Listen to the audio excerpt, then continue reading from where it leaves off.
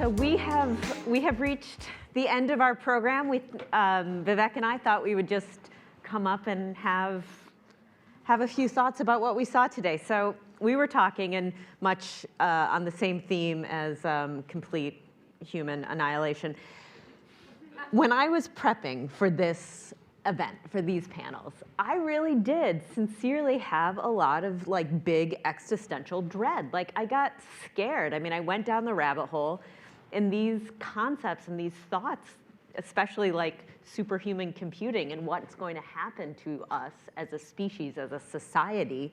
It can get really scary. But I will say, after today, I feel a lot better. Actually, I heard people talking about creativity. I heard people talking about unlocking human potential. I mean, travel is inherently uplifting, and so I don't know. I guess I kind of came through the rabbit hole and out the other side. I think. I think I was not that too worried coming in because I think I see it a little bit more closely in terms of like how hard it has been. Yeah. And the other way to think about this is just our own, like the journey of the Skift Data and AI conference. Yeah. If you think about that from the point of view of what has transpired in the industry and the narrative over the last 2 years, I think, if I think about it during the inaugural summit, it was all about why is it important and what is it? And this year, it's reflective of the conversation. And also the broader narrative is, how do I make it work? Yeah. And it's a lot more harder. So I think that is a good shift. It talks about the maturation of like the overall platform shift. But also think about, I don't know, most of you remember, like a year ago, when you talked about general like AI companies, everybody was so hyper-focused on like the foundational and the frontier model companies or the research companies, and they almost talked about in disdain to the AI wrapper companies, like companies that are focused on application. And if you look at what's happening today, the hyper-focus and the action is all in application. Like if you want to generate real value, if you want to be relevant, if you want to solve critical problems and drive impact, you have to be in the application layer. And I think that is exciting because that's where the real opportunity is, and that's where we are trying to solve real problems. Did you have any thoughts after listening to our panel today? A lot of people talked about it, about buy versus build, and about like where the real opportunity is there.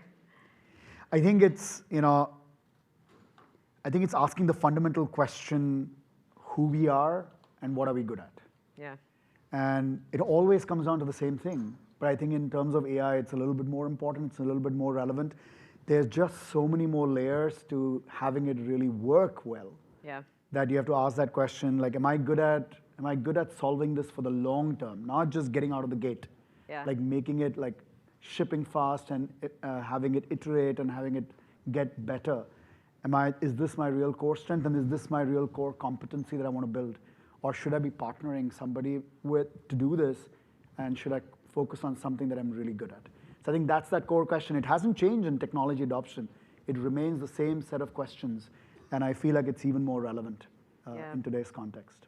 I also found the conversation that Paula and Jeanette and I were having about women in tech and about whether AI is cheating really interesting, because it just, I don't know, ladies in the room, does any of that, did that resonate with you? Do you feel that at all, that that's something that women disproportionately have an issue with? Or maybe this is not the right crowd, because you're already, one over there, I feel it, I see it in my own life.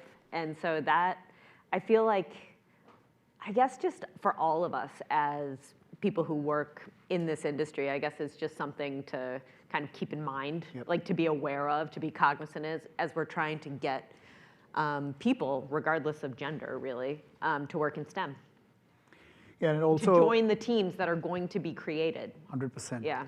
And I think with this tech, one of the things that people often forget is the people who are going to influence the different layers of the technology, not just how the foundation models are built, but how they are implemented and things like that. making sure that we have a very diverse view on it, and we have a risk averse as well as a A bullish, yeah, bullish, let's just go, that balance. Let's go, yeah, go just conquer. go with everything. Yeah. Yeah. So I think it's important, and I think we were just making like an anecdotal observation that all the frontier AI companies and things like that are all left predominantly by men. And so I think there is a little bit of balance in that, as well as we have to think long term about safety and making sure that there are the requisite guardrails in place. So next year, 2026 here, what do you think we're going to be talking about? Well, I think if last time was what is it? Yeah. Now it's how to use it. What's next? So push comes to shove, I will say that we'll probably see a lot more B2B successes and a lot more B2C failures and flameouts. And I think the reason why that is not because I have some like great future casting capability, but I think on the B2B side, it's a lot more credible and a lot more controlled. And if executed well, the successes can be proven. I mean, we have seen it in other verticals already. So it can be done with the right conviction and with the right set of talent and resources. On the B2C side, I think it's a little bit more, it needs a little bit more time. Yeah. And I think we will see, I mean, even if you think about what's available today, I mean, nobody can bank AI agent to take your credit card and say, okay, go book my next vacation. Nobody is doing that, and it's going to take some time to do that. But I think on the B2B side, we'll see where the action is. And in some ways, it's actually the existing technology players in B2B, whether they're at scale or they are starting out, I think it's a time of reckoning for companies in that space, because it's not just, whenever these platform shifts happen, by the way, it's not just the existing companies who are looking at this opportunity in travel, it's also the horizontal players in travel, in data and AI that are looking at this opportunity. If you look at the big consumer-facing companies that are dealing in AI, like the Googles, the Apples, the Metas, like all of those, we talked about it earlier with our investor panel. Do you think that there's one that's going to be like the runaway winner? I think it all comes down to friction, I think, because we've seen some of the largest consumer technology companies who are in devices and other things, they have really fumbled along the way. So I think it's about relevancy there. So I think there is something to the fact of having deep content, access to inventory, and understanding what the attributes around a property or an experience are, but also having access to real-time pricing and availability. All of these are like known winners, but I'm yet to see anything transpire there, because I think that last mile execution.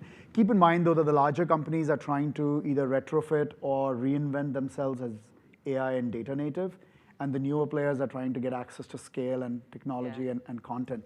So I think there is that trade-off which is always there, which is a healthy one, and we'll see some winners emerge, but I don't think there is a clear winner right now on the B2C side. All right, well, that is, I think, our program today. Hold tight here, because I do want to say a few thank yous.